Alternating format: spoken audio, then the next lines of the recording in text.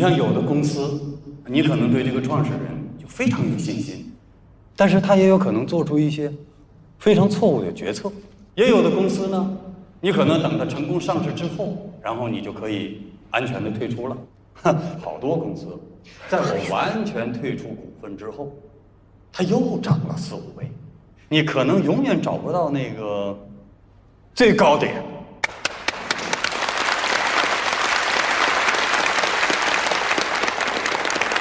所有的投资人，你都绕不开这3种情绪。有一句话，我觉得说的特别忘心。我个人觉得这是不是做错了？放在这里，非常合适。其实投资从某种角度上讲，也更像是结婚。投资人和创始团队，你要有认同，有默契。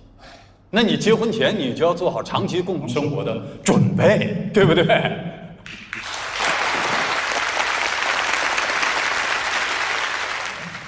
王总说退出的最高点很难把握，这个我充分认同啊。但如果说投资就像结婚，这个我可能就有不同的看法了。在我看来啊，投资可绝不是2口子结婚打算手牵手的过一辈子啊。事实上，投资方在实现了利益最大化之后啊，肯定是要退出的，哪怕不是在所谓的最高点退出。哎，刘总，实在不好意思，我这是来参加今年的创投论剑了，明天回上海，我立刻就把那合同给你送过来，好不好？啊，好，啊。嗨，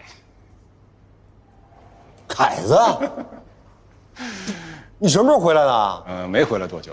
你肯定在国外干什么不靠谱的事儿，被人撵回来的吧？没有，那国内钱不能让你一个人挣了，形势一片大好，我肯定得回来。你回来不说一声？我是觉得得站稳脚跟，我才有脸跟你们联系。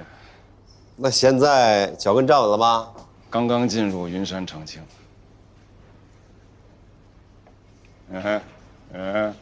以后别跟我说话啊！会后找你喝酒啊！我上厕所啊，一会儿联系。好，什么情况？好，关于退出点的问题呢，我们就暂时先讨论到这里。下一个问题，投资到底是投赛道还是投赛手呢？我们想听一下王总跟曹总2位的观点，有请。我个人啊是投赛道的典型。我们飞虎资本啊，就是要先选择好赛道，然后把赛道里所有的企业都看一遍，投最好的，然后合并出售，获利退出。听起来很现实，也很冰冷，但是确实有效，而且是高效。那我可能就是投赛手的典型了。我觉得巴菲特说的很有道理。其实投资的本质投的就是人。投资当然是投人，但是更重要的是要投赛道里的人。就像查理芒格说的，投资成功的2个原则：原则1是要选择在鱼多的地方钓鱼；原则2是永远也不要忘记原则1。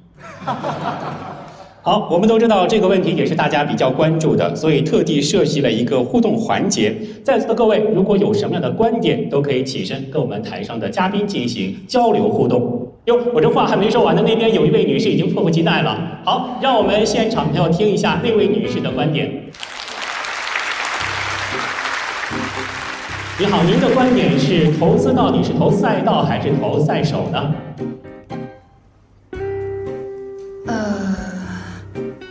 我个人的观点，我觉得相对于赛道和赛手，更值得关注的是理想和愿景。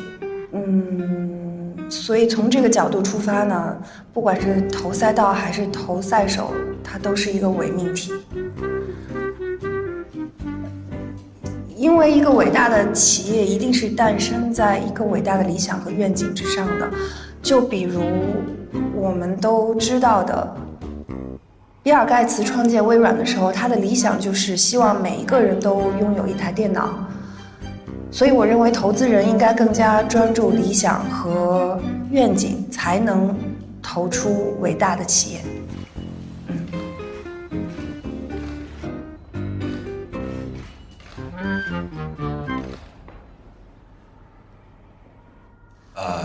我和这位女士有一些不同的观点。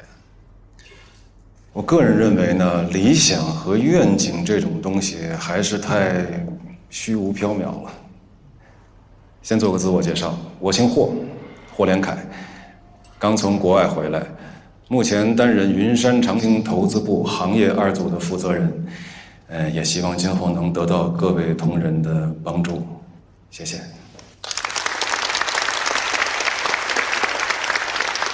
言归正传啊，刚才王志毅王总说到了，投资就是投人，这个观点我非常的认同。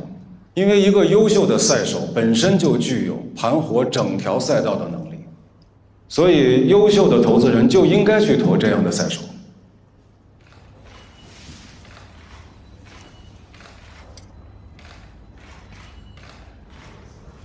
我认为这个问题索罗斯的反身性总结的最为到位。人不可能准确的预测市场，更不可能盘活市场。作为市场的参与者，跟市场只能是互为影响的关系。所以，如果一个投资人等着赛手去盘活市场，那你们国外投资人的钱也太好赚了吧？抱歉，我真的回国时间很短，对于行业内的人士也不是特别熟悉，还没有请教这位女士怎么称呼，在哪家公司高就？我现在还没有在那家公司。没有公司，那您今天是怎么来到咱们论坛现场的呢？不好意思，我有另外一个证，就砍辣椒的那个。对不起，女士，请出示一下您的证件。对不起，她是我太太。家属是不能进入会场的。你们的邀请函上也没有这样写啊。不是，要不然让她用我的证件行吗？不行，论坛是实名制，恐怕要请这位女士马上离场。那我也出去，我先送她回去。不好意思啊，打扰了，你们继续，你们继续。哎呀，非常有意思的一个小插曲啊！好，我们继续把目光回到我们的论坛舞台上，继续我们今天的讨论环节。那接下来我们进入到下一个议题，我们要有请的是正和投资的袁总以及长信投资的朱总啊，有请二位。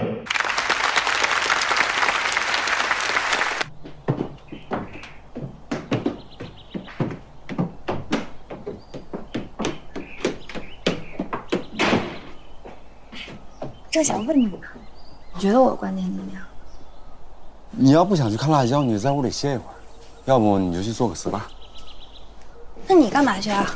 论坛没结束呢，我得回去啊。不是你吊着脸给谁看呢？你是不是觉得我给你丢人了？没有，你开心就好。什么叫我开心就好？那论坛本来就是各抒己见的地方，我也是学金融的，我怎么就不能发表我自己的观点？你那是6年前的观点。什么意思你？你就说我过时了吧？我是说投资市场千变万化，去年和今年的玩法都不一样，何况你已经离开6年了。我离开你的意思就是说我现在就是一个家庭主妇呗？我可没这么说，人家庭主妇都老老实实去看辣椒了，谁像你那么厉害啊？你是有理想的人，而且你有摇滚精神，你要超越整个社会。你不用这么阴阳怪气儿的，我自己是谁，我自己心里非常清楚。倒是你，我今天才发现，原来你心里这么想我的呀。盛江川，你每天嘴上说一套，心里想一套，你累不累啊？我累，我每天在外边跟打仗似的，回来我还得捧着你哄着你，我能不累吗？你什么时候哄着我了？你的意思是你站得高，看得远，你明白，我糊涂，你让着我呢是吧？不是，你还想让我怎么样？你说。我让你收起你居高临下的优越感，起来！以后你都不用再哄着我。起来！哎，怎么了？不是你生什么气啊？是我做错什么了吗？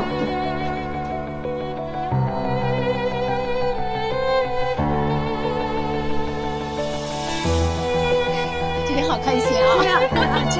风景太美了，好像就是他哎，谁呀？就是那个白天把我引去野河沟的那个。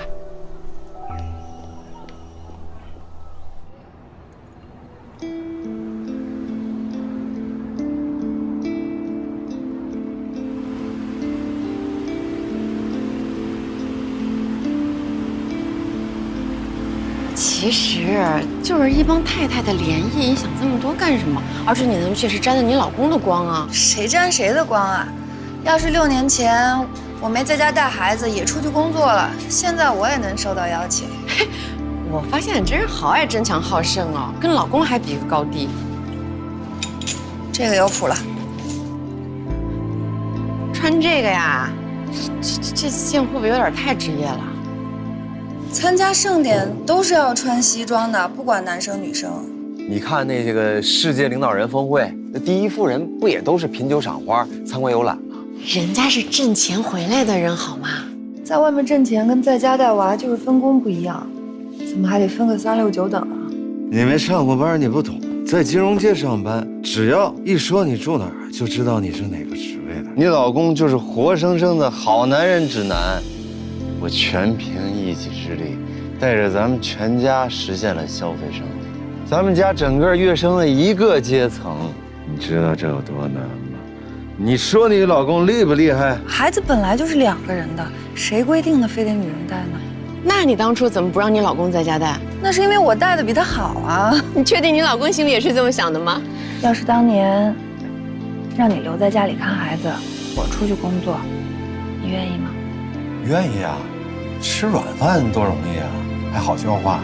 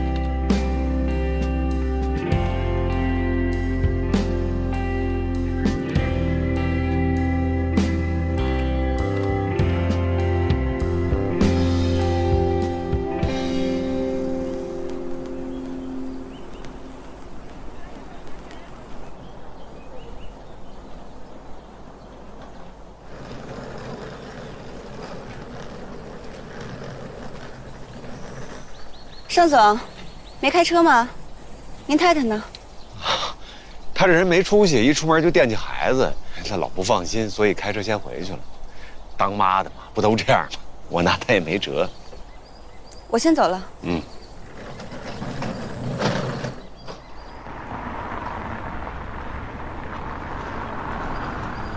江川，等谁呢？坐我车走啊？啊，不了，我约了人了，你先走吧。啊，那行，我先走了。哎，好嘞。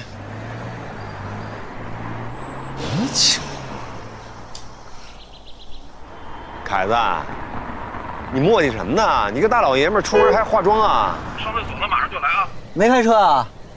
坐我车吧，正好找你有事儿。行李放后边。好啊，凯子，你慢慢磨叽吧啊，我不等你了，我先走了。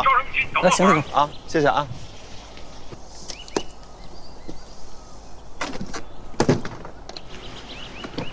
哎。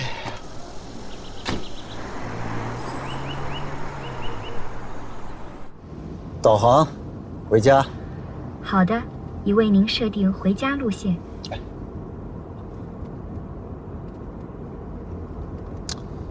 我说你怎么好心拉我呢？你这是要给我发请柬啊？我可是提前1个月啊，亲自把请柬送到你手里，目的就是为了让你把时间留出来，别到时候找借口说没时间来我的婚礼。哪能啊？兄弟结婚是大事，我肯定来。我反正是诚意满满啊，那得看你的诚意了。除了这个请柬之外，还有个项目。嗯，风投网消息一直很灵通，什么项目啊？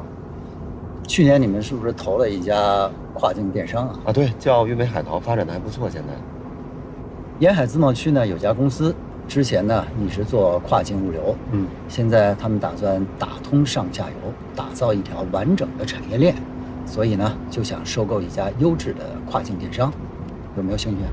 哪个自贸区啊？你给对接一下啊。那得看你能给我随多少份子钱。你这太现实了，等信儿。提前入学，我记得我们是说好了下个学期才有名额的，您这突然要求提前，我们不好安排。对不起，校长，知道给您添麻烦了，实在是抱歉。但是我们确实是有特殊情况，因为我马上要去工作了。您看可不可以给盛唐先安排一个插班？不是，这位妈妈，您出去工作的事不是得再等等吗？我也是怕孩子这样中途插班，他也很难适应。不，这个您不用担心，他完全能适应，因为我从小就教他自己的事情自己做，对吧？他真的非常非常独立，而且我们2个人从1年前就开始为上学前班做准备了，他完全没问题，他适应，您可以放心。可是您要是不放心的话，要不您给盛唐安排一个入学测试吧？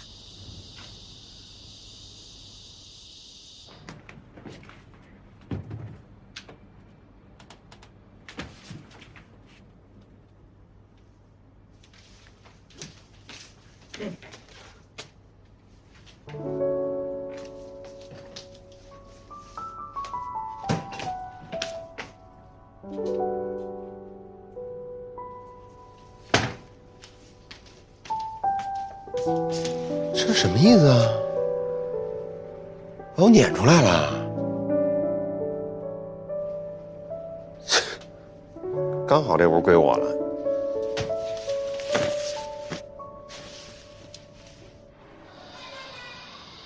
妈妈，为什么我一定要提前入学？为什么你现在就要去上班？那个妈妈想要赶快回到属于自己的舞台上呀。你说的是唱摇滚的舞台吗？糖糖，妈妈是要回到工作的舞台上。当然了，妈妈也会继续唱摇滚的。每个人都要在属于自己的领域里面找到属于自己的位置，妈妈也一样。我觉得你提前入学肯定没有问题，你会做得很好的。可是刚才那个校长还说，我恐怕还不能适应呢。我觉得首先校长并不了解你，对不对？其次，能或者不能做到一件事情是自己说了算的，要相信自己。你觉得你能不能？妈妈，我能行的。太乖了，走。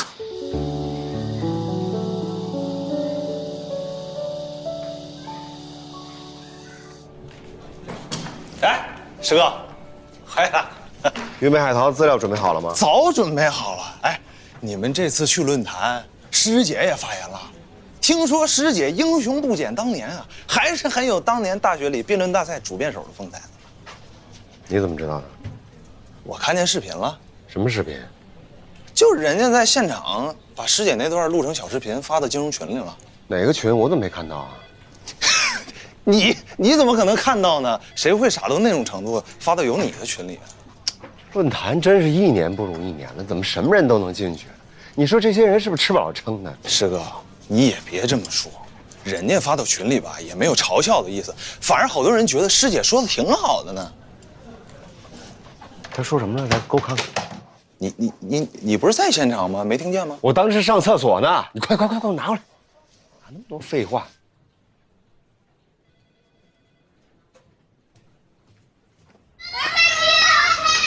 吵架没好话，两口子吵架的话能当真啊？你还真为了这事儿让孩子提前入学去上班啊？你至于吗？我早晚是要去工作的。是，我知道你很想去工作，可是你到底知不知道你出去要面对的是什么？就是没什么经验呗。我可以接受从实习生做起啊。人家公司的实习生都是大学刚毕业的，可你的身份是一个6岁孩子的母亲。对啊，世界上最伟大的身份。你说那是小学课本，到中学讲的是父亲，人学的是背影。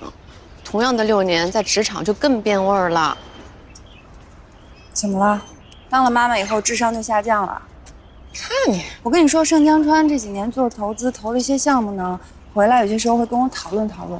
我真的不知道为什么他能每天忙得4脚朝天的，顾不上家。要是我出去工作，我觉得我是能腾出很多时间来照顾家庭、陪伴孩子的。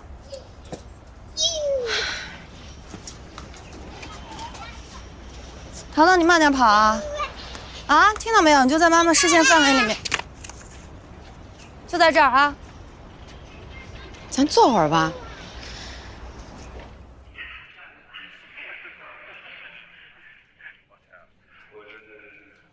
怎么样？师姐说的不错吧？不是师哥，就我好多同学吧，也觉得师姐说的挺好的。现在这年头吧，投资人就只认风口，创业者也大都跟风，看见什么好的行业一窝蜂就扎进去了，也很少有人提什么理想啊、信念啊什么东西的，钱烧光了，大部分人也就完了。跟市场最好的关系就是互为影响吧。但是你的这些同学里，没有一个有资格参加这个论坛的吧？是，没有。说明什么？说明你们还年轻，这不是校园辩论赛，人家这些金融界的大佬在那发表言论，是为了宣传自己、宣传公司，得到更多的企业关注。至于人家真正的发展方向和运作方式，他能告诉你吗？啊，他会告诉自己的对手自己下一步会干什么吗？不会。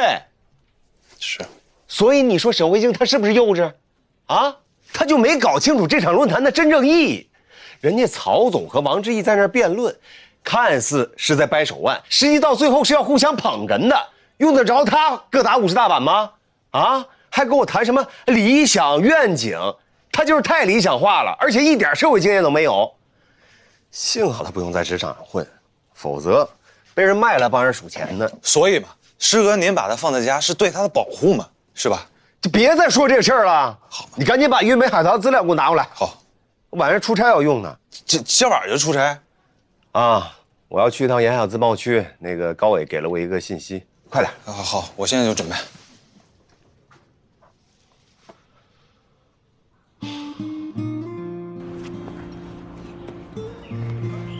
其实我也不是一开始就想做全职妈妈的，我也知道一个女人放弃工作跟社会脱节，把所有的筹码压在一个男人身上是件多么危险的事情。尤其是像我老公陆维斌那样的男人，我也不想让他觉得我是因为钱才跟他在一起的，所以我怀孕直到8个月的时候还在工作，还在为了升职而努力。生了吗？生什么生？到后来同事一见到我就说：“哎，你老公这么有钱，你还这么拼干嘛啊？哎，你这肚子都这么大了，你赶紧回去养胎呀！”甚至会有人说：“你那个稿子到底能不能交了？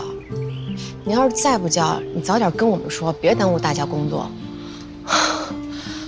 我就纳了闷了，我怀孕了，是给大家添了多大的麻烦吗？还是我要求什么特殊待遇了？我都没有啊。后来我生完了孩子，休完了产假，别说是升职了，就是原来的岗位它都不是我的了。如果我坚持要回去，我必须得接受降薪和降职。凭什么呀？现实就是这么残酷。你是因为你生完了孩子就没有上过班，所以你不了解。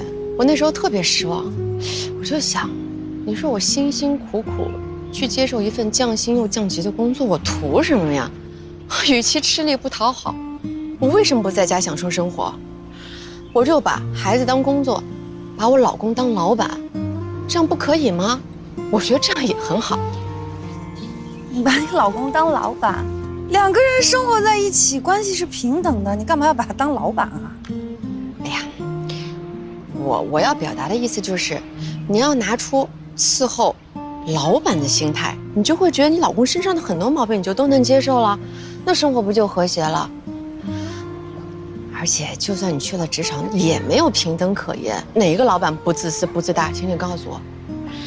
其实我觉得吧，这女人的智慧也可以体现在经营好婚姻和家庭上，对吧？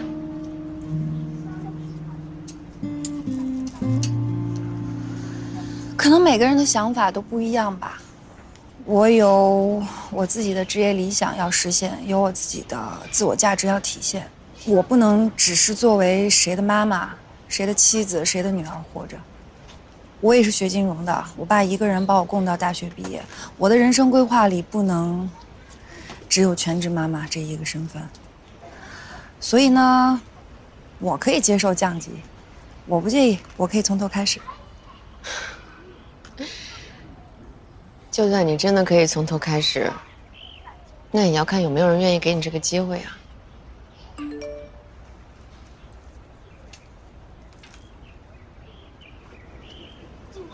这不机会来了吗？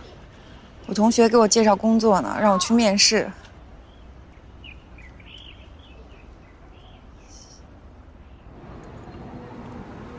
思佳，我给你介绍一下，这位就是之前我给你讲过的，刚从国外回来的咱们行业2组的负责人霍连凯。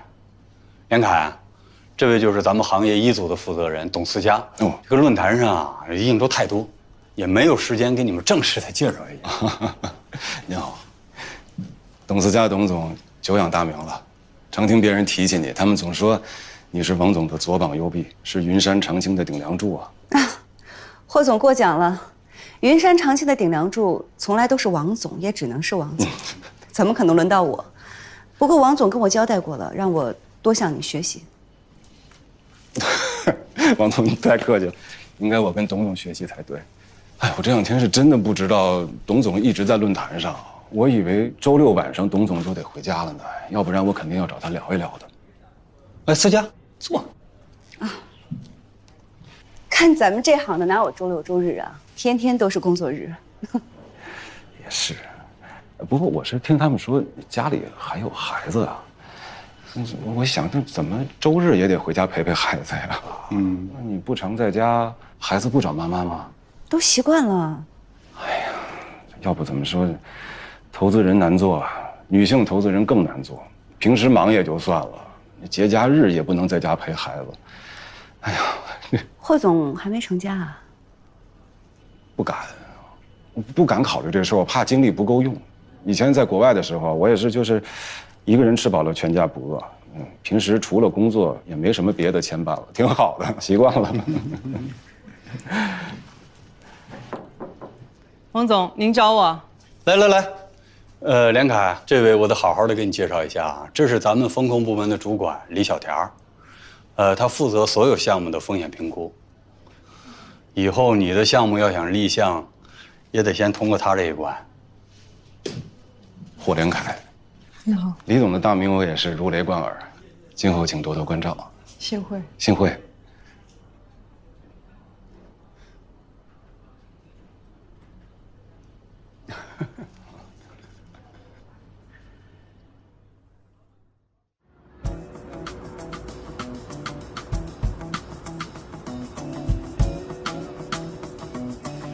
刚才那帅哥进去时间可不短。对呀，这都半小时了，前面的女孩不到5分钟就出来了。看来这哥们有戏啊！姐姐，你是来应聘什么职位的？是部门主管吗？实习生。你是应届毕业的？没规定必须是应届毕业吧？下一位。哎，哥们儿，面试情况怎么样啊？还不错，没什么问题。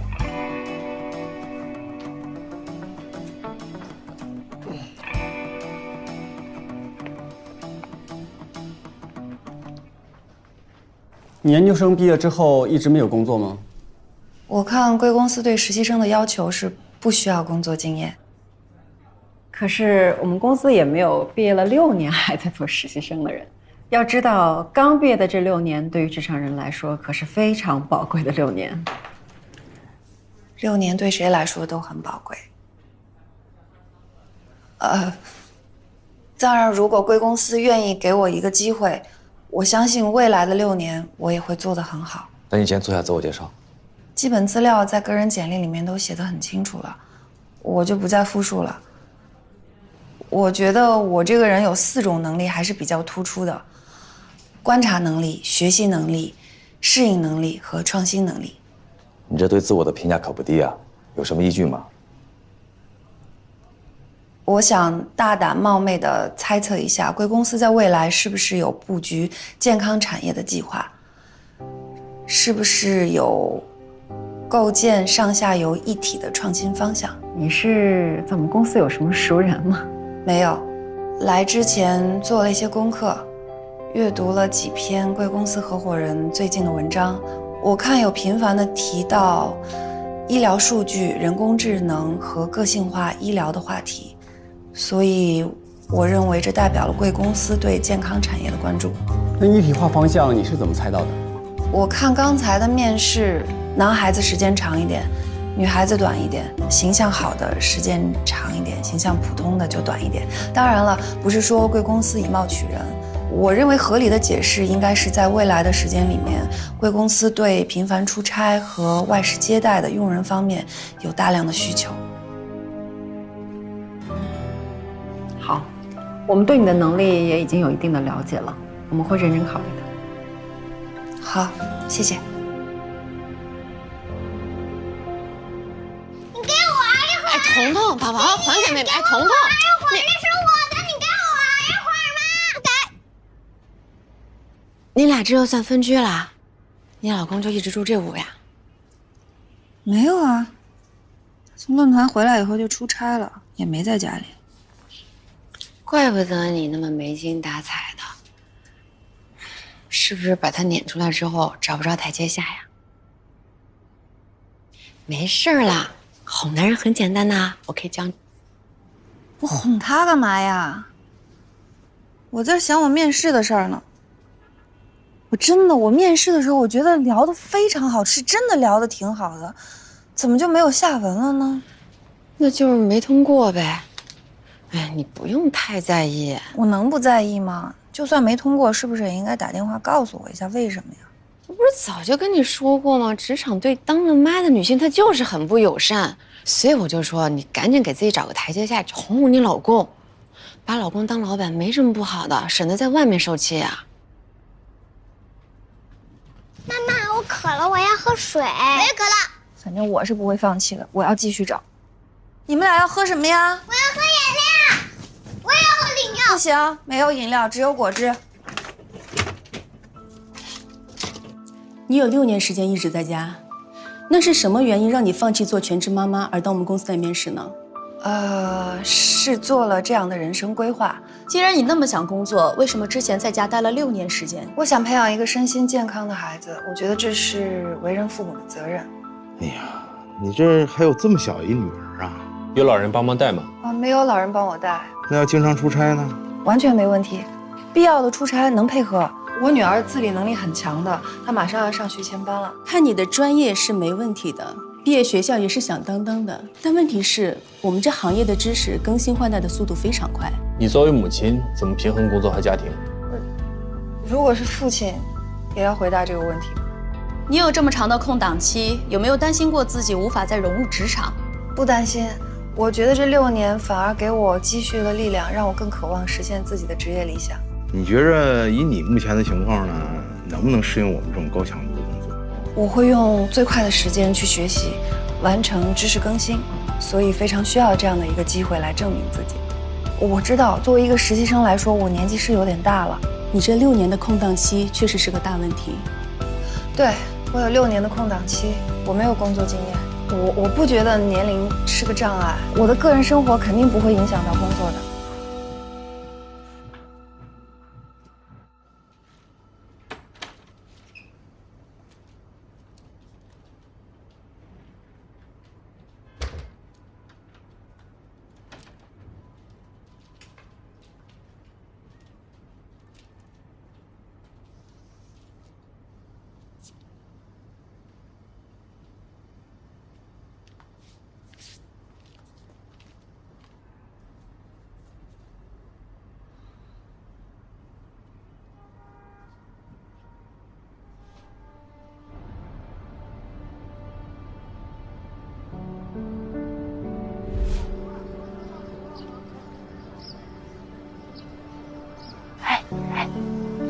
看那边没有？四遍，对方的四遍，那个，你认识他吗？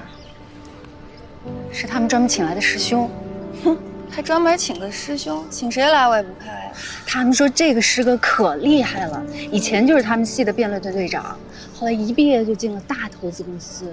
学金融的进投资公司，这是多正常的事儿啊！咱们1年以后不也得去金融街工作吗？你成绩那么好，你别说国内了，你就是国外的投行都有可能啊。我可不一样，我毕业了还指着各位师哥师姐们帮我介绍工作呢。要不，我还是别得罪他了。辩论赛打的是思辨精神，又不是私人恩怨。他是几遍来着？4遍是吧？那行，今天我4遍，你别得罪他。高学历女生回家做全职太太，根本就是一种浪费。究竟浪费了什么呢？我来告诉你，一个生物学女博士放弃科研事业，回家相夫教子，首先浪费了她的寒窗苦读。学海无涯为了什么？为了宅在家里面对着基因雷同的2个人研究物种的多样性吗？求学之路道阻且长，自己卧薪尝胆，家长望眼欲穿，就像千军万马过独木桥。你挤掉了那么多人，占用了资源，却没有学以致用，而是回家做了全职太太。你以为仅仅是浪费了你寒窗苦读那些岁月吗？不止，你还浪费了教育资源。每个国家的教育资源都是非常宝贵且非常有限的，所以高学历女生回家做全职太太，这根本就是赤裸裸的浪费。高学历女生做全职太太当然不是浪费。如果我们接受高等教育只是为了事业，是不是太狭隘了？一个生物学女博士做全职太太，会教会整个小区的人种植花卉，将知识的种子传播出去，这是浪费吗？文学女博士做全职太太，言传身教，把孩子培养成栋梁之才，这是浪费吗？如果你觉得这是浪费，那说明你把学历孤立地看成了敲门砖，把你对成功的理解强加在别人身上。那么男性为什么不可以放弃高学历和事业，成为全职先生呢？你认为一个女性可以在家实现自我价值，那么我想请问你，全职太太是一种职业吗？谁来给她发工资呢？一个女性作为独立的个体，她的自我价值和社会价值怎么能在区区几十平米的房子里面实现呢？一个人的选择是不是浪费，只有他自己有发言权。我们接受高等教育是为了成为更好的人。高学历女生即便是在家，也不会放弃提升自我。每个人都有追求幸福的权利。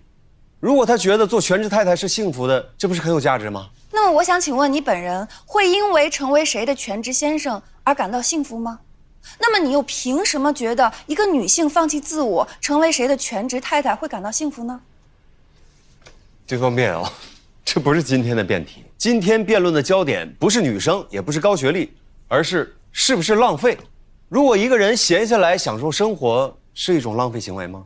还是他陪伴孩子的成长是浪费行为呢？当然不是。一个妈妈陪伴自己的孩子，那是最幸福的事情，但不需要无时无刻。我们今天要讨论的是全职，所谓全职就是24小时，一天全天候，只做好妈妈、好太太。而我认为，一个女人不只是好妈妈、好太太这样的身份，她首先要是她自己。你愿意放弃自己的高学历和事业，成为全职先生吗？你不会因为放弃自己的专业技能而感到遗憾吗？我愿意。我倒是想请问对方辩友，如果你的家庭非常需要你，你就完全不会做出全职太太的选择吗？我当然可以做这样的选择啊，但我不会永远是一个全职太太。我相信在我的未来生活中，我也会遇到一个跟我志同道合、持相同观点的先生。未来遇到，那说明你现在还没有先生，你也没有婚姻生活。金融圈有句话，不知道你听说过没有？千万不要拿自己的主观臆断来判断你自己的操作。那我想请问对方辩友，你有婚姻生活吗？你也没有婚姻生活，你发表这样的言论，完全是为了赢得这场比赛，信口开河。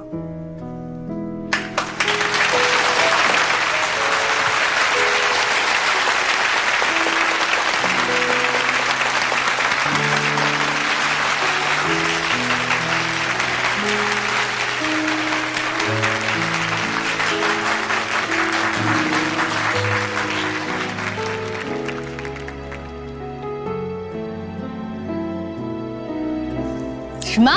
你怀孕了？我给你一个喇叭，你广播一下得了。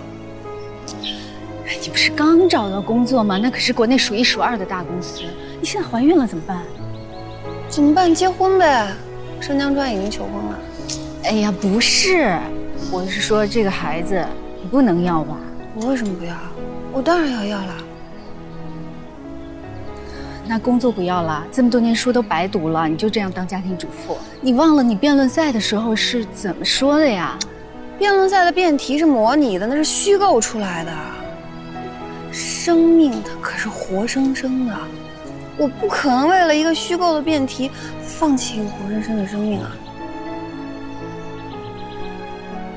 那你打算怎么办啊？还能怎么办啊？那原本大学毕业肯定都是先立业再成家。现在有了他了，就得先成家再立业呗，反正就是一个先后顺序的事儿。实现自己的梦想，不是还得凭自己的实力吗？想倒挺美，你以为人大公司都等着你呢？那我怎么办？我不能为了要去上班，牺牲我自己的孩子吧？就等孩子长大了再去工作呗。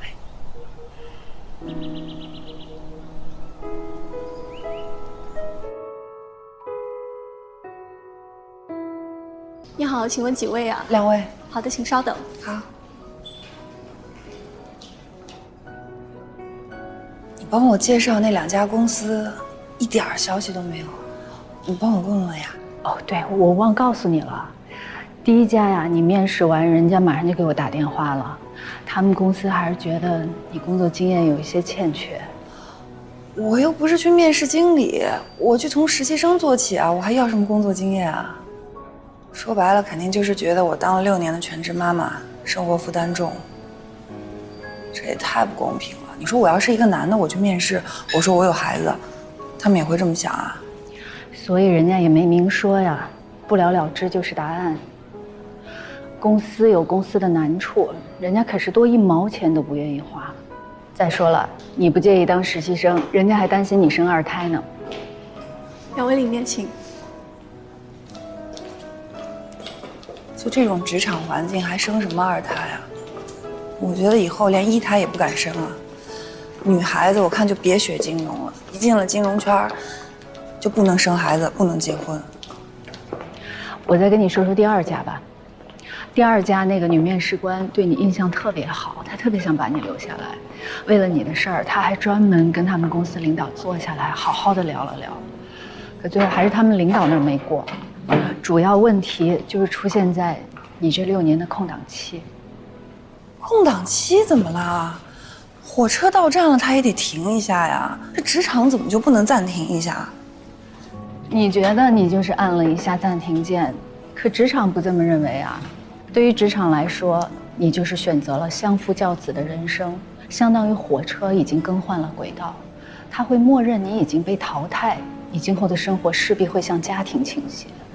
所以人家不愿意给你这个机会，不会把重要的岗位交给你。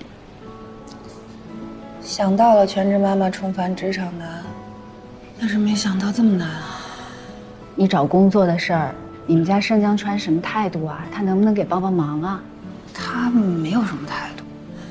哎，我问你，当年我跟你说我做了这个决定，你是不是觉得我挺傻的？哎，都这个时候了，你还说这些有什么意义呀？你就别说我了，就连导师怎么了？你忘了他来参加我婚礼了？他还说我有能力既实现自己的幸福，又实现自己的个人价值啊！你都已经决定的事情了，人家不恭喜你，还能说什么呀？那其他人呢？其他人怎么说的我？也没怎么说，无非就是什么年少轻狂之类的呗。导师他挺喜欢你的。他就有点替你惋惜，觉得你可能还是太年轻了，根本不知道今后将付出什么样的代价。就是说我作呗？你可不就是作呗？6年前找工作就挺难的了，现在更难。在很多人眼里，你这6年的经历是硬伤。懂了。但是我觉得每一种经历它都是财富啊，不管跟金融相关的还是不相关的。人的每一种经历都会使人成长，这每一分成长都是有价值的。当然了，人公司有人公司的立场，人家肯定不会觉得我带孩子这6年的经验对他们来说有什么价值。你能明白这些就好。那你后面是怎么打算的呢？还要继续找工作吗？必须找啊！我必须得让他们知道，全职妈妈重返职场是值得得到这样一个机会的。你笑什么呀？是不是？宝贝，这个颜色是不是有点太暗了？你给它弄得鲜明一点，这样好看。糖糖，你画的是什么呀？是不是嫦娥奔月啊？是。哎，画真可爱。你怎么了？哎，你的工作找的怎么样了？我刚跟我同学见完面，他刚刚就跟我说金融圈相对封闭，如果有职务空缺，就会熟人互相介绍，就被内部消化掉了。我该问的我师哥师姐呀、朋友什么的也都问。哎，你老公是干嘛的？也做投资吗？他是投了一些公司，但是具体是做什么的，和每个公司占股多少以及经营状况是什么，其实我也不是特别清楚。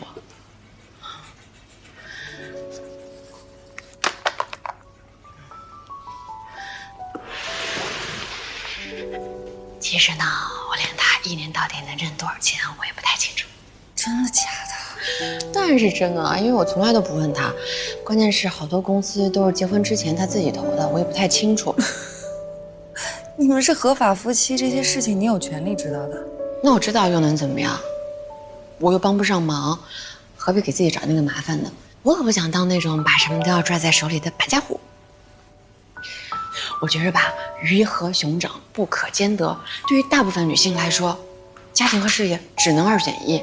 同样的话，10年前我姨妈跟我表妹李小田也说过，可是我表妹就是不听，非得标榜什么女性独立、女性自由、女性权利，结果在职场斗到现在还没结婚，工作上也是高不成低不就，哎呦，错过了最好的结婚的年龄。所以她现在索性就想，我不结婚，我不生孩子，怎么了？你说她图什么呀？哦，对了，她也在金融界工作。哎，我现在就仿佛看到她孤独终老的。你等一下。你说你表妹在金融街工作啊？秉承每日多次通风换气，保证室内空气流通。秉承每2小时应听每场次进行清洁与消毒。我们所做的努力，只为给您提供安全放心的观影环境。祝您观影愉快。哎，对不起，这是我的座位，不好意思啊。是人员密集场所，该场所所在的建筑发生火灾，极易造成人员伤亡。进入该类场所时，首先要注意观察安全出口的位置。一旦发生火灾，不要惊慌，听从指挥，有序疏散。穿越浓烟时，用衣物等捂住口鼻。我刚才说了那么长时间，合着你就听进1句了？就是我表妹是搞金融的，就这1句有用啊！你说你有这么便利条件，你怎么不早点说呢？待会儿你就问一下你们表妹，他们公司还招不招人了，或者让她帮我参谋一下也行。我发现你这人真是说风就是雨啊，咱就不能正常一点，慢慢来吗？要不然这样吧，改天呢，我把你俩约个下午茶，你们可以坐下来好好聊啊。有多少事儿就毁在这个改天上了？择日不如撞日。我发现你这人可真是行。可是咱们俩在这电影院门口堵他，好奇怪啊！已经散场了，快盯住了，盯住了！哪个是你表妹？我可不认识她，快点！还行啊。那吃什么？最后没想太明白。哎，来，哪一个？哎呀，你再看眼睛都瞎了你！吓死我了！你怎么过来了？我刚不是问你在哪儿吗？你告诉我在这看电影，我就过来堵你啦。给你介绍下，这是我好朋友沈慧欣。是我妹李小田。你好，沈慧欣。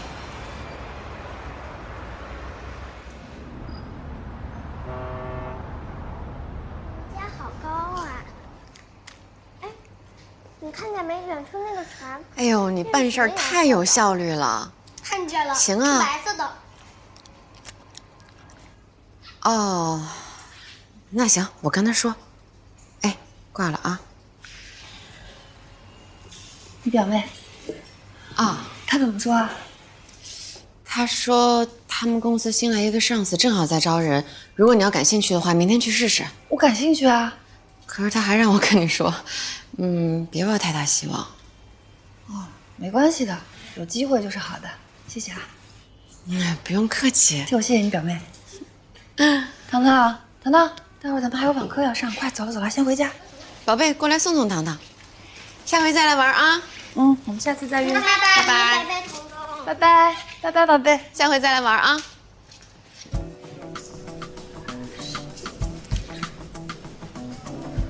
你好，女士，请问您找哪位？我是来面试的。好的，您请跟我来，这边请。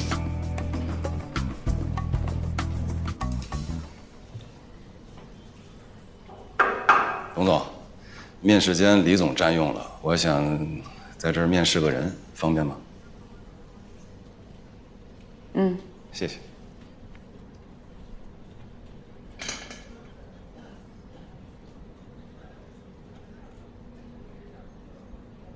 霍总，人来了。还没有请教，这位女士怎么称呼，在哪家公司高就？我现在还没有在那家公司。怎么是你？你叫沈慧清啊？你好，霍总。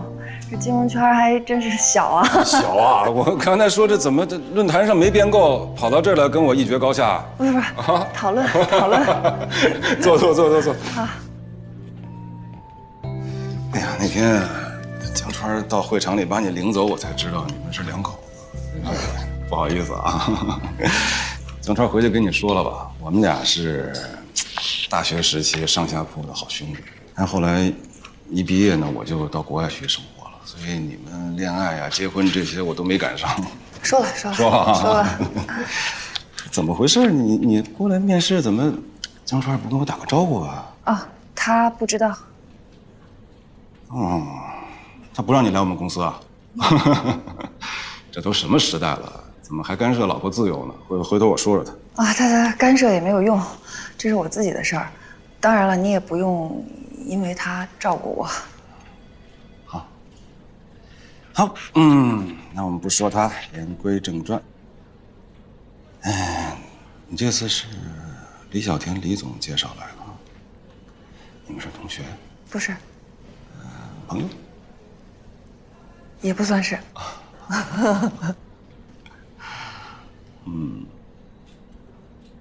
你6年都没有工作啊？这6年我一直在家带孩子呢。川都当爹了，男孩女孩？女儿叫盛唐。女儿好，还是女儿好。哎呀，儿子没用，儿子抚养起来太麻烦，长大了找工作呀、成家呀，这些都是事儿。要一不小心当个金融男，每天加班啊、出差啊，累死了。男孩女孩都一样，不管男孩女孩都得靠自己奋斗。是的，是。我是觉着孩子现在岁数还小嘛。正是需要妈妈陪伴的时候，你真的放心离开她出来工作吗？我觉得我女儿需要我24小时贴身陪伴的那6年已经过去了，因为她现在要上学前班了嘛，那她也要融入她自己的小集体，她要学会社交，所以我认为她现在更需要一个独立、自信、受人尊重，总之就是很酷、很有力量的妈妈作为榜样吧。挺好，你想做一个很酷、很有力量的妈妈，这是一个特别好的愿景，特别好。我们也不算是外人，我直话直说。我这个部门呢，刚刚成立不久，前期压力是非常大的，工作也是特别辛苦的。我是比较担心你啊，再苦的妈妈也很难去兼备着孩子的生活和这么高强度的工作吧。那如果是爸爸呢？如果今天坐在这儿的是盛江川，你也有这个顾虑吗？我这属于怎么说呢？一种普遍存在的认知问题吧。这个我个人是比较，我还是赞成，就是说男性和女性都得有一个自己的领域。再好的赛手呢，我们又回到这个问题啊，就是再好的赛手，他也得进入到属于自己的那个赛道，才能体现出他真正的价值。如果光是有一个美好的理想和愿景，是不够的。我是觉得，首先得有美好的理想和愿景，才能够确定哪条赛道是属于自己的。我觉得这个跟性别没有关系吧？没有关系，绝对没有关系啊！你不要误会啊，我对女性是非常尊重的，男女平等这一块我意识也很强。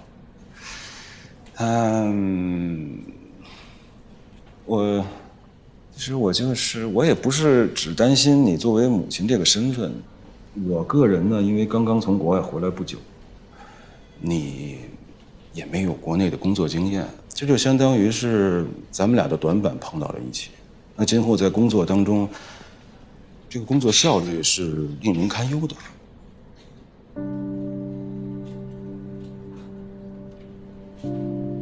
霍总，我觉得经验的短板可以通过高效的努力迅速解决，而且我认为当了妈妈这件事儿，不见得是职场劣势，我觉得它也可能是职场优势呢，对吧？因为我想成为我孩子的榜样，所以他让我努力工作变得有意义。那对一个职场女性来说，这难道不是最强的工作动力吗？对吧？当然了，你有这些言论，我一点都不奇怪，因为毕竟你跟盛江川是那么好的朋友。谢谢你今天给我这个面试的机会，咱俩回见。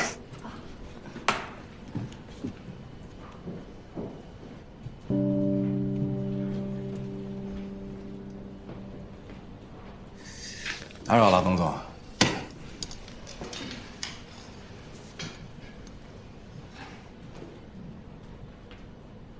咱们部门是不是缺一个助理？是吗？那我跟 HR 说一声，让他们安排几个人给您挑挑。不用麻烦，这不是有现成的吗？就他了，不用面试了。你去跟 HR 说一声，如果霍总那边不要，就到我们部门来。好，那我现在去追他。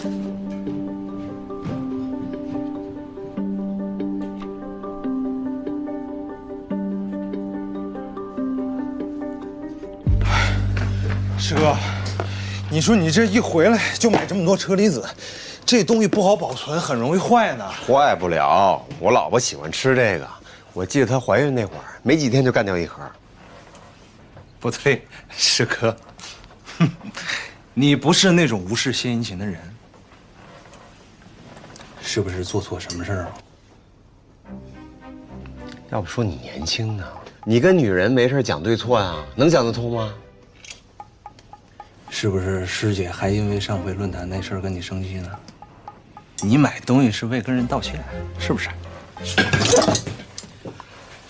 哎，怎么换了你？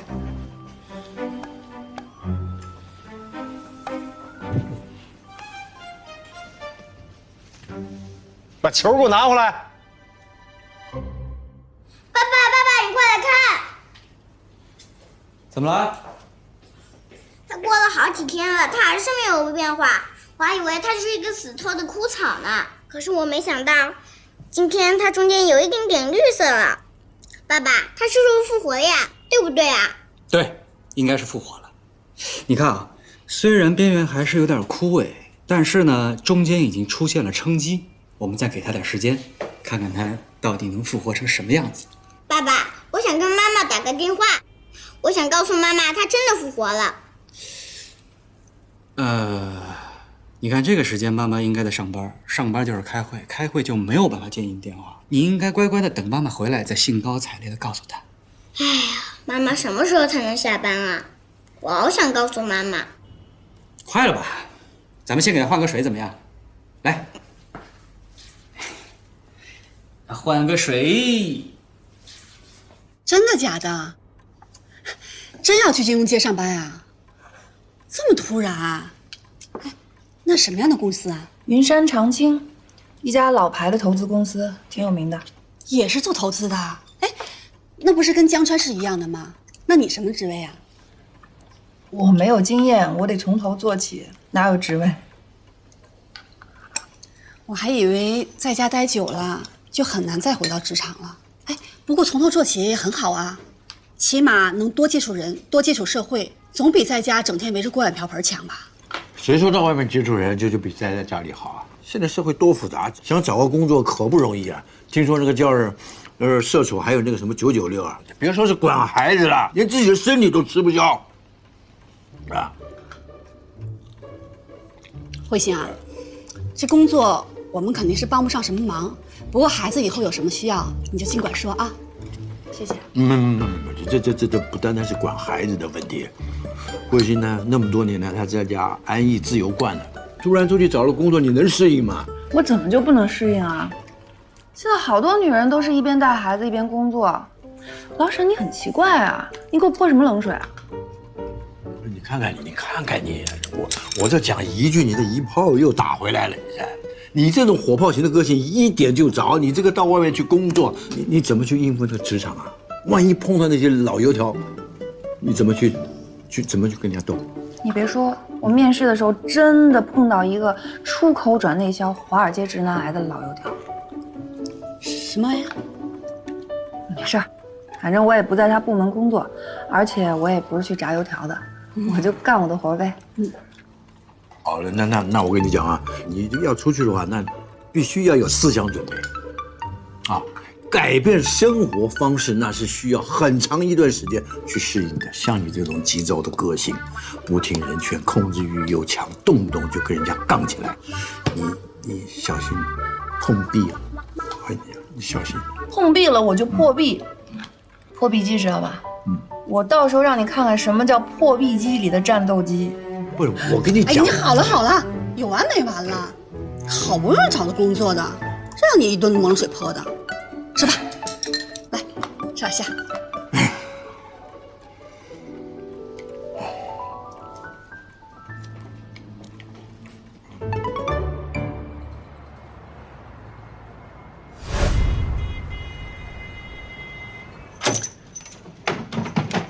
我回来了。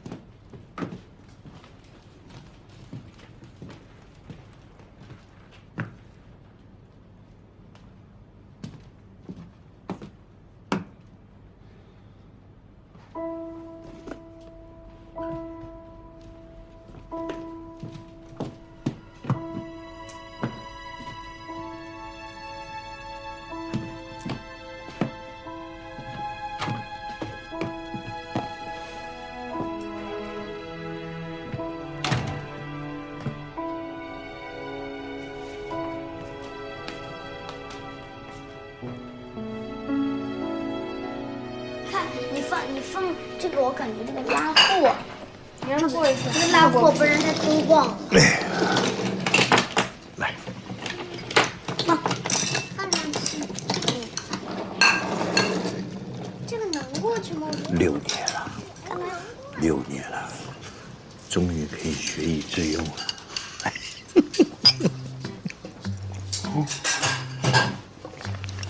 恭喜你啊！一定得好好干啊！否则的话，钱白花了，书也白读了。这话说的，就好像跟你买的理财产品终于到期了一样。你那哪是理财产品啊？你那个简直就是 ST 股。我这老沈，你一边给我泼冷水，一边给我打鸡血，你这精神分裂的劲儿真的有点像蔡胜美啊！我跟他哪一样？我那是说给他听的。你出去工作跟他有什么关系啊？你不知道吗？自从嫁给我之后啊，他就没再出去工作，偶尔在我这个培训班里面帮忙。有的时候啊，我们会因为意见不合，两个人在那边吵，只要每次一吵，他就让那个出去找工作。好了，今天听了你说你找到了工作，我看他那个小鹿啊，心跟小鹿那蹦蹦蹦蹦跳，被你给激活了。所以我那么说叫做敲山震虎，你知道吗？要告诉他，出去找工作不容易，知道吗？老沈，你才是一根老油条啊！糖糖，糖糖，吃什么水果？这有火龙果、苹果、猕猴桃，吃什么？我来给你切。猕猴桃，你别忙了，我们不吃了。糖糖，走了，我们都吃得很饱了，就走了。哎呀，好，那我送你，送你们。不是，走了。我还想跟你唠一会儿呢。哎，明天还有事儿，来。拜拜，糖糖。我送他们。拜拜，沈阳。拜拜。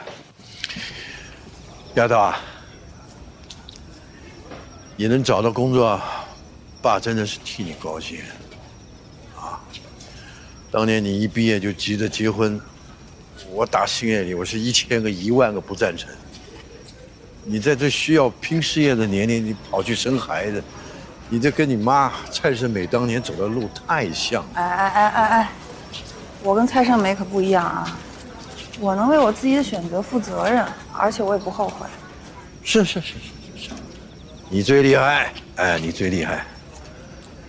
当年那么好的工作机会啊，说什么你都不要，而且还不让人说。你知道爸心里有多憋屈啊？要不是你今天找到工作，这话我还是不敢说。不过啊，这总算结果还是很好的。过去就让它过去了。既然是重新上路的话，那你就好好干，做出点成绩来。爸相信你行的。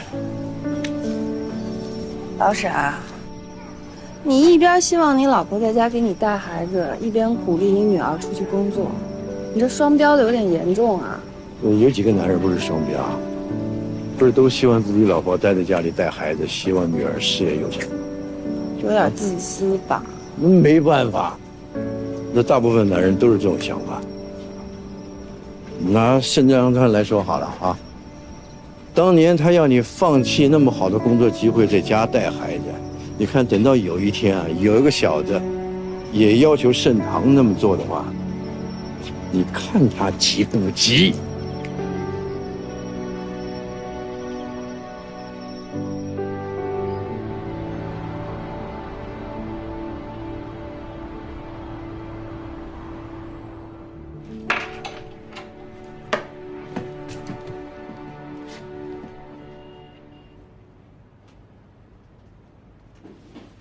哪来的车厘子啊？我出差给你们买的。爸爸，你什么时候回来的？爸爸下午就回来了。哎，书包摘了。你们去哪儿了？我去外公家了，我们还在那里吃了晚饭。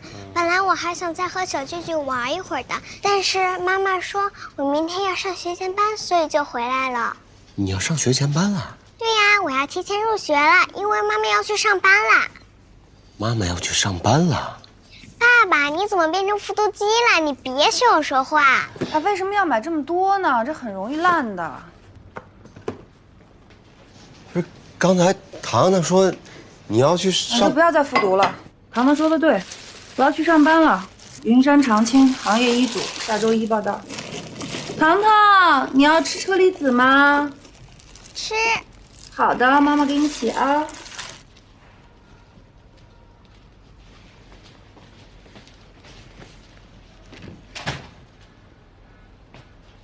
你出差几天是失忆了吗？你的房间在外面啊，你喜欢的小房间归你了。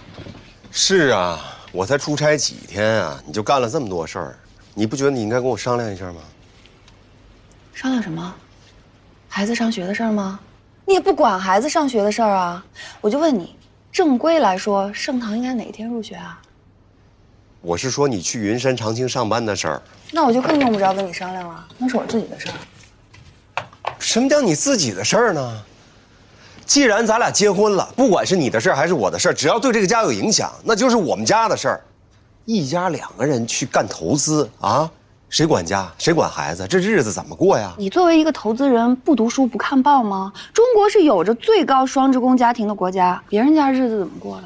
怎么咱们家过不了呢？那双职工也分主次吧。再说工作和工作也不一样的，做投资这种事儿，时间长，强度大，出差多，你为什么非要干这个？你为什么非要这么累呢？你那是怕我累吗？你是怕没有人给你带孩子、洗衣服、做饭吧？你说话怎么那么难听呢？我什么时候让你洗衣服、做饭、带孩子了？我是不是跟你说过，我不反对你出去工作？是不是说过？对，你不是一直都在说吗？你什么时候有过实际的行动呢？我可以有啊。如果你真想出去工作，我可以帮你找一个清闲一点的，朝九晚五那种，不用加班，也不用出差那种啊，顺便带孩子。你什么是清闲的工作？哪儿来的清闲的工作？我跟你学的一样的专业，受的一样的教育，孩子跟家庭是咱们2个人的吧？为什么一说到工作就得以你为主，以我为次呢？咱俩别抬杠啊！现实情况就是堂堂那么小，总要有一个人多付出一些吧？总不能孩子生病了，老是带他去医院啊！我已经全职了快6年了，现在到你付出了，来吧，你付出吧！我什么时候让老师送过糖糖去医院？倒是你送他去过医院吗？来，我问问你，儿童医院在哪儿呢？就在中兴花园路吗？错，早就搬家了。你别把话题带偏了。啊，是这2年我是带孩子带的少，那我也没闲着呀。我一步一步走到今天有多难啊！职场上每走出一步，那要付出血和汗的代价的。现在正是我拼事业的关键时期，很可能投出一个独角兽的机会就在我眼前。你为什么不能再支持我啊？让我毫无后顾之忧的去拼一拼事业呢？那你给我说一下。我找一个什么样的工作，我既能照顾家庭，又能照顾孩子，又能支持你走到事业的巅峰啊！我跟你说，盛江川，你心里怎么想的，你自己最清楚了。如果咱们2个人中间要有一个人为家庭多付出，那这个人必须是我。如果咱们2个人中间只有一个成功的机会，那这个机会肯定是你盛江川的。你赶紧回头照照镜子，看你有多自私吧。这怎么能叫自私呢？不是，既然组成家庭了，那肯定是有分工合作的。我只不过提出一个效率更高的分工方式而已，这怎么就效率更高了？我就问你，你女儿盛唐长大了，你让她当家庭主妇吗？不是说咱俩的事儿，你扯什么孩子啊？不是一直你在扯吗？一直是你拿照顾孩子道德绑架我呀！说你工作的事儿呢，你是不是去那个什么渔人长青项目1组？董思佳那组吧，你以为他看上你什么呀？你有才华，你有理想啊，他是想让你利用你，让我难堪。你赶紧滚回你自己屋去吧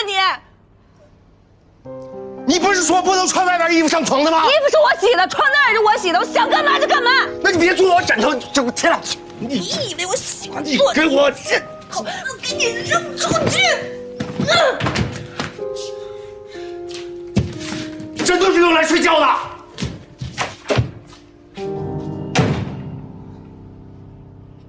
说我没有才华，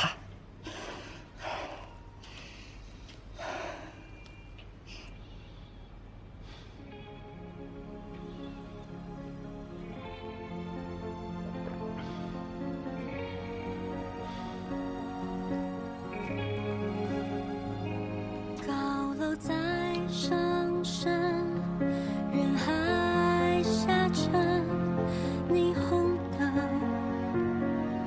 让夜更深，城市像抛弃浪漫的人，却爱上了他的。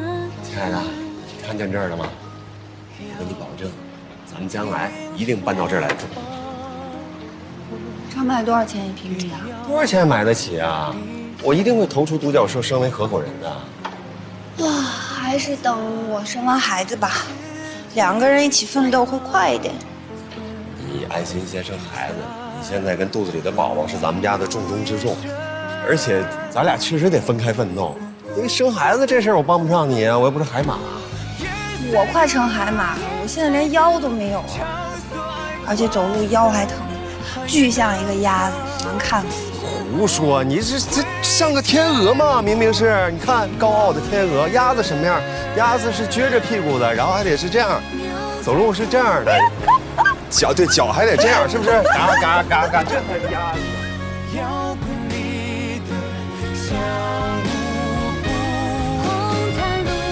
红毯路，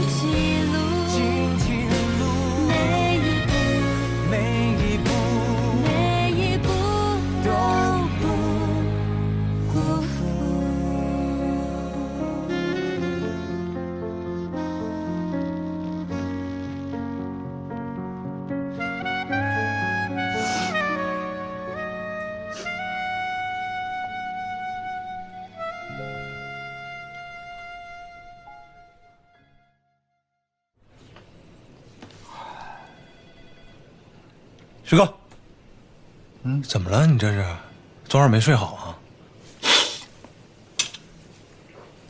啊？小白，我交给你个任务，你去打听一下董思佳在做什么项目。从今天开始，我跟他势不两立。师哥，我打听行。你说你跟他较什么劲呢？你这是不是有点对人不对事？我跟他较劲，你知道他干什么了？他把沈慧星招进云山长青了，他这是干什么啊？是不是故意针对我？师姐进云山长青了？对呀。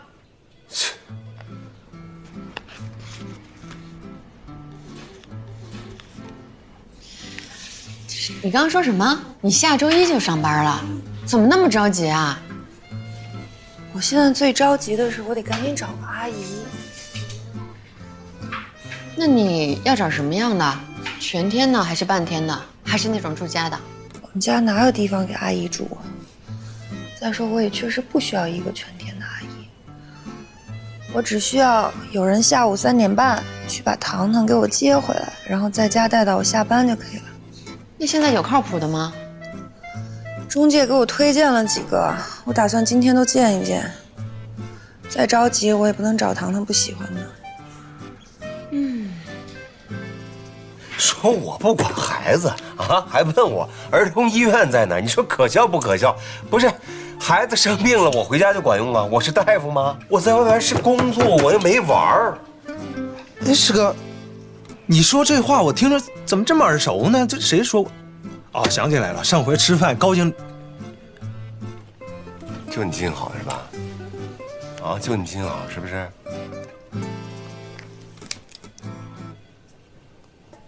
你没把你小时候撒尿和泥的事儿都记着？记住，董思佳的项目咱们就抢过来。好，抢。势不两立。孙阿姨是吧？我们家的情况，家政公司跟您说了吗？啊，我知道，就是下午3点半去接孩子，然后带着他等你们回来，我还能给你们做顿晚饭。哦，真的？那太好了。总之您的工作就是以孩子为主。糖糖快要上学前班了，我们就不希望他看太多的电视啊。课余的时间就我给他买了很多绘本啊、科普的书啊，您就给他念一念、读一读。没问题，没问题。不好意思啊，我接个电话。你好，沈小姐，我们是华夏电话啊。非常抱歉的通知您，您没有被我们录取。哦，没关系，没关系。谢谢您给我打电话。我也非常抱歉的要告诉你们，明天我就要上班了。那恭喜您啊！哪家公司啊？云山长青。哦，好，那就这样，再见。来贺嘛，来贺嘛，贺嘛，贺嘛，一直来贺嘛，一直来贺嘛。哎，来贺嘛，来贺嘛。阿姨，这是读什么呢？这不是一只癞蛤蟆吗？不对，妈妈，是一只来贺嘛。什么来贺嘛？阿姨是这样的，糖糖马上就要上学了，她得学拼音，她要说普通话。我说的不就是普通话吗？糖糖每天下午3点半就放学，然后从学前班到家里呢，最多是走路10分钟吧，也就一共会经过2条马路。好，这个是第1条。走啊！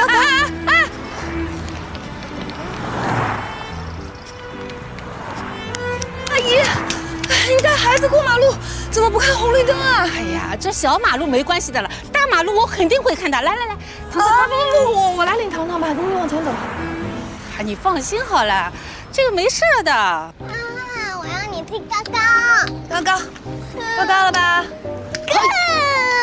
糖糖每天放学都要在这儿玩一会儿，小区里面的孩子都特别的熟，所以你呢也不用跟着他们跑，你就坐这儿看着他就行。好，没问题。那要不今天就先这样吧，我再给你们那个中介打电话。好。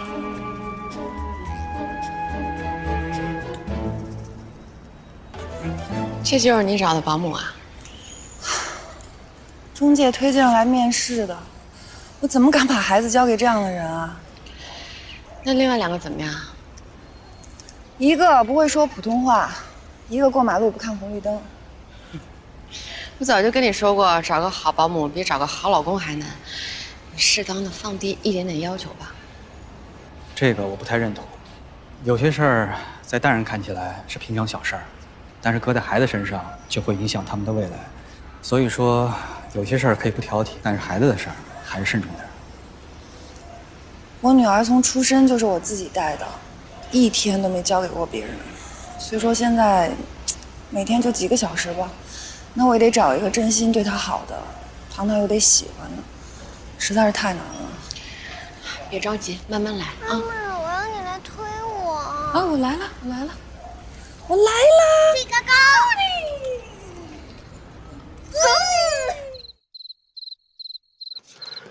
小白，我电脑落公司了，那个你手里有新项目的评估报告吧？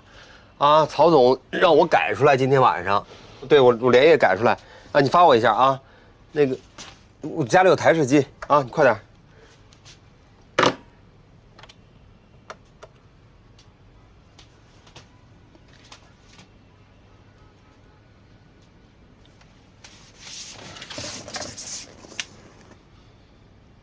这，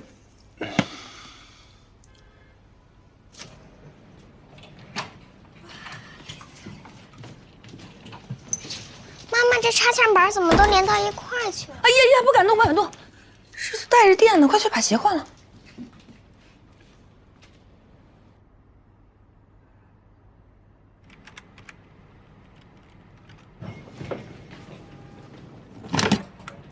哎，这。你干什么呀？我这改报告搞一半还没存呢，你就白改了。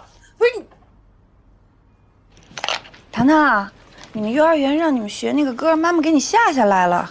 你快，你回屋再去听几遍，待会儿妈妈来替你唱，好不好？好。哎，好乖。你接这么长一条线，你不怕绊倒圣堂啊？这都带着电呢。那我不得用电脑吗？不是，要不是你把那些东西什么电面板都拆了，我接线干什么呀？你用电脑，你用接这么长的线啊？我是在工作，不是玩，好吗？哎呀，什么事儿你都能跟工作扯上关系。你要工作的话，我不是教你怎么接面板了吗？把那个面板接上，啪啪，非常简单，你接呀。我接就我接。